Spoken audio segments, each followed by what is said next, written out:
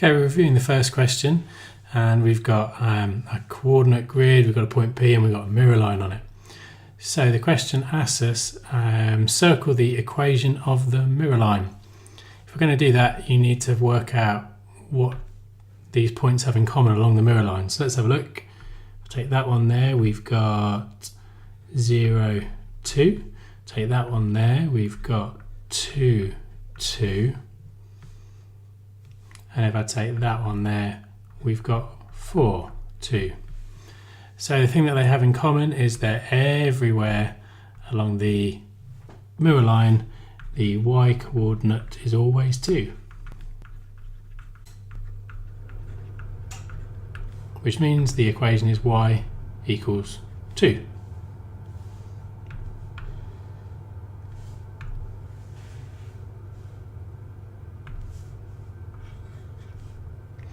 Then it asks us to work out the coordinate of the reflection of P. So P is up here, and that is at 3, 5. So it's actually 3 above the mirror line at 90 degrees, which means that the reflection will be 3 below.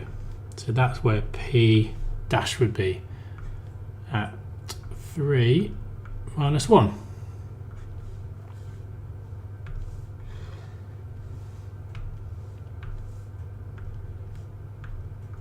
Because it would be the same distance below the line as P is above.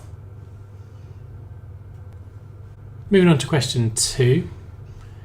Plot the points A, which is -3, 2, and B, which is 1, -2 on the grid. Right, so let's give that a go. So I'm going to start from my origin, and if I've got to go -3 across, 2 up, that's my point A.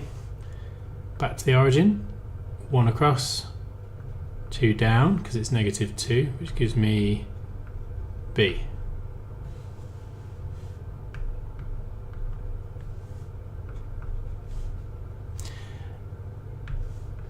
So that's the first 2 points, and then it tells you about point C, and it tells you that point C has got an x coordinate which is the same as A, so it'd be -3, and it's got a y coordinate which is 3 times that of B, so that would be -6.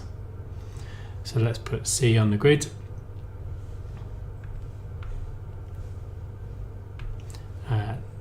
-3,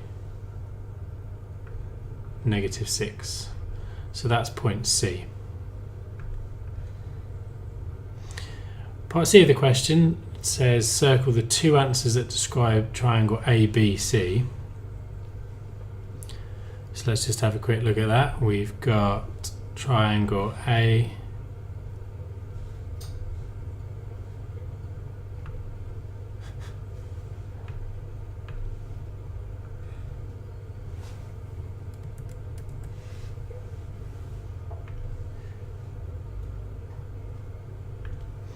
so let's have a look at that. We've got triangle A, B, C. And we want to find out, first of all, is it equilateral isosceles?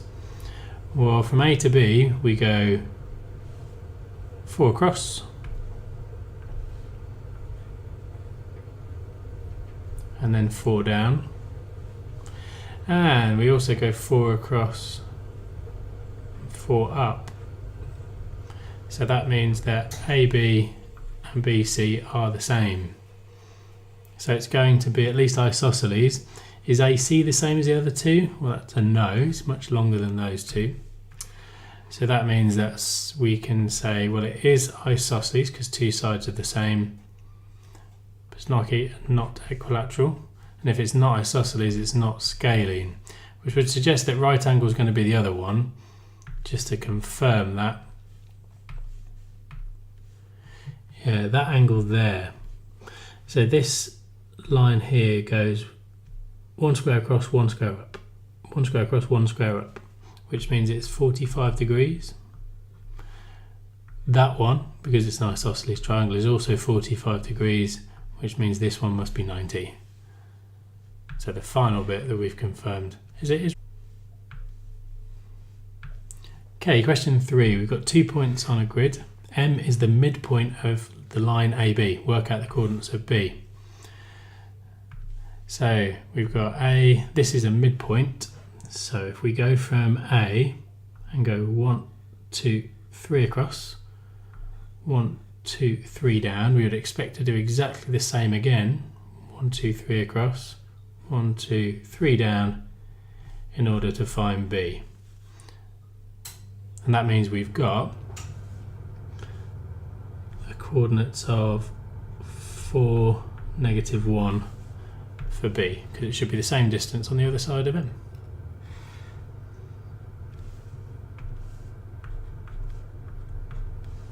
Write down the coordinates of 2 other points on the line AB with midpoint M. So we're looking for 2 points that have the same midpoint on the same line.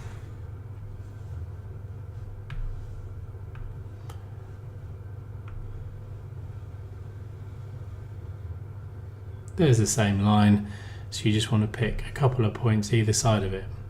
So if I go for that point there, 0, 3, which is just 1 across and 1 down from the midpoint, I do the same the other side. 2, 1 would be my other point. So if I call these C and D, they could be 2 points where they've got the same midpoint, M is halfway between them, and they're on that line. 0, 3 and 2, 1.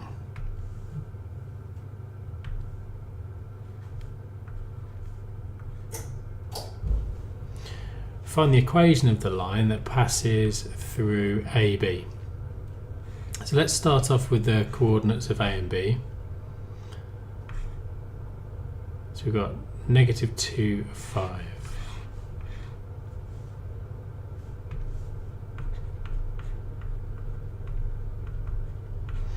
And then B is 4, -1.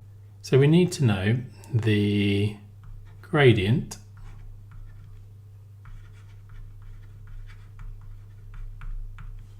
that's how steep the line is, and we need to know the y-intercept, which is where it goes through the y-axis.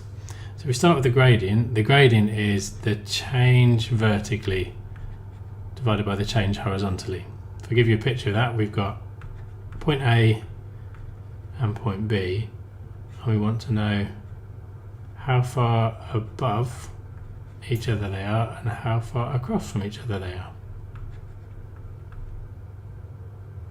So the difference across from A to B, so we start on -2 and go across to 4, that's a difference of 6. Now if we go from 5 and go to -1, that's a difference of -6, because I'm down by 6. So let's find our gradient. Our gradient must be -1. So we've got y equals -1x, but we never write the 1. Now we just need to see where it goes through the y-axis. For this one we can see where it is on the graph. So you'll see that we've got this point here, which is our y-intercept, and that was 0, 3, because that was one I used earlier. Which means the finishing touch to our equation will be +3, because that's where it goes through the y-axis. And that's the equation of our line.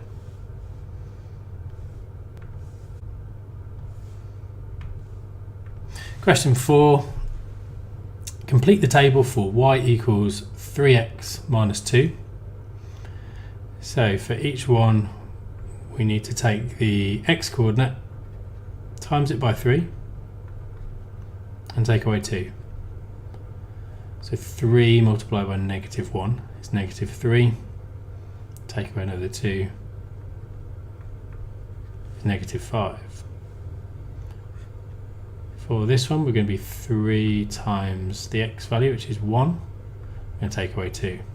So 3 times 1 is 3. Take away 2 is 1. Because because it's a linear equation, there's no x squared, there's no x cubed, then we should expect it all to go up by the same amount or down by the same amount each time, which it does appear to do. So now we've got a set of coordinates that we can plot on the grid for part B. So I'm going to take my coordinates, -2, -8, -1, -5, 0, -2, 1, 1, and 2, 4.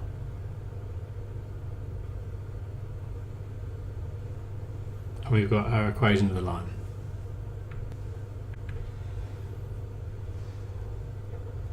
Question 5. Work out the coordinates of 2 points that lie on this equation here. So all you have to do is pick 2 different x values to substitute in. So let's make it nice and easy. 1 and 2. Here's one you could have chosen, which is even easier. I'll leave you for you to decide. Y equals 12 take away 5 times 1.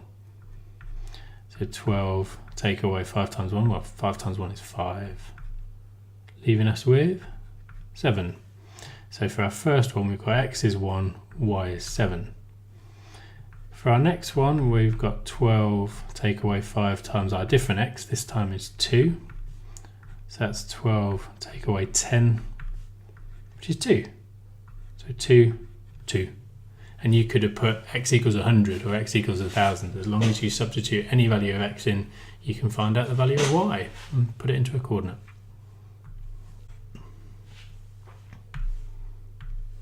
Question 6. We've got points A and B given to us as coordinates, and they're demonstrated on here. Work out the coordinates of the midpoint. So to work out the midpoint, you have to take the 2x coordinates, add them together, and divide them by 2. Find the average x coordinate. Then do the same with the y coordinates, add them together, divide them by 2 to find the average y coordinate. So that gives you 10 divided by 2 and 13 divided by 2.